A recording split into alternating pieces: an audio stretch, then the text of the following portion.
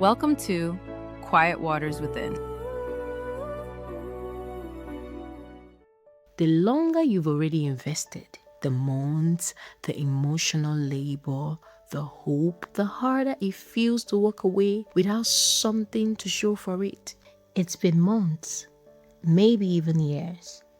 You are not together, but you are also not together. You've explained this arrangement to your friends so many times. You have the speech memorized. You say things like, it's complicated, we are just figuring it out. Labels aren't that important to us. But somewhere, quietly, you stopped believing even your own speech, but you're still there. By the end of this, you will know exactly why undefined feels safer than an answer, even when the undefined is slowly costing you everything. Let's name what this actually looks like. You've had that "what are we" conversation and it went nowhere. Vague answers like, let's not label it, let's just see where it goes. And instead of that being a red flag, you accepted it as a starting point.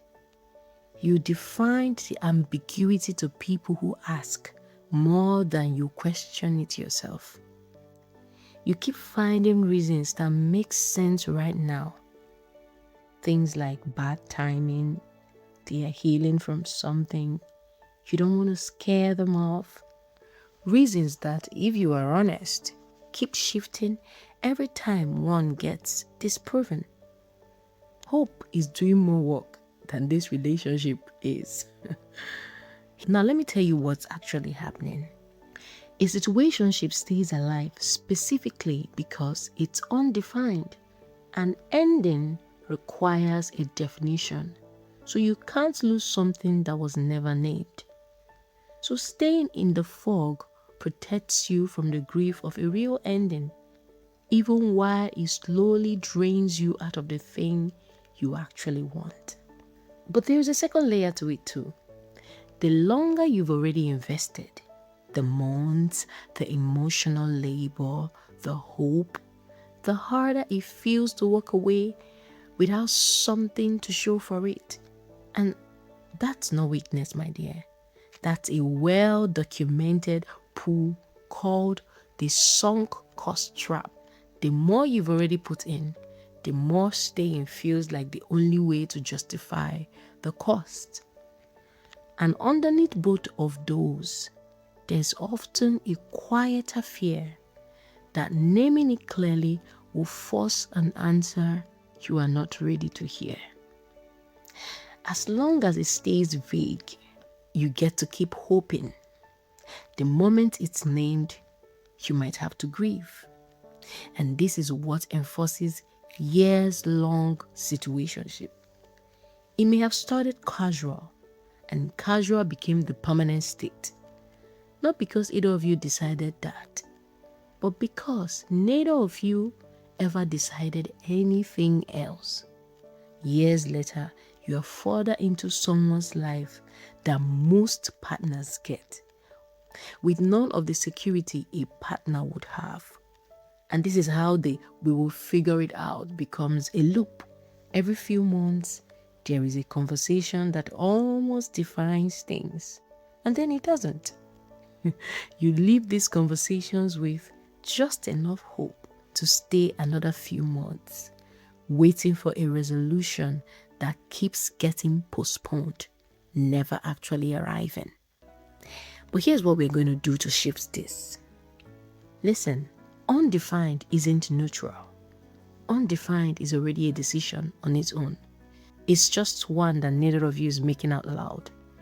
And every month you stay in it without a real answer is a month you are not available for something that could actually be real. So here's what we're actually going to do. First, say out loud to yourself what you actually want, not what you're settling for, what you want. Name it honestly. Naming it honestly is the first thing that breaks the fog.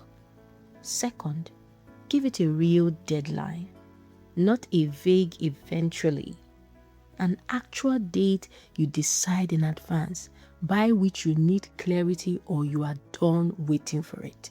Third, notice that ambiguity avoids risk for both of you, not just them. Staying undefined means you never have to risk asking clearly and hearing no. That protection has a cost, and the cost is your time. So, you are not wrong for hoping. You're not foolish for waiting this long. But hope was never supposed to replace an answer. You are allowed to ask for clarity, even if it will risk losing something that was never fully yours to begin with. You are allowed to want a name for what you are in, not because labels matter more than love, but because you deserve to know what you're actually building towards. And this is episode 3. Episode 4 names the pattern underneath all of this, the one that makes chaos feel like connection. I'll see you in the next episode on Quiet Waters Within.